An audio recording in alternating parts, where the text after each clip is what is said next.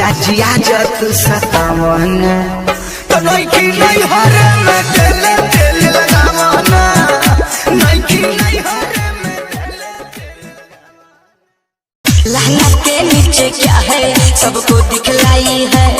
बुढ़वा सबको दिखला कर फिर मन ललचाई है लहंगा के नीचे क्या है सबको दिखलाई है बुढ़वा सबको दिखला कर फिर मन ललचाई है।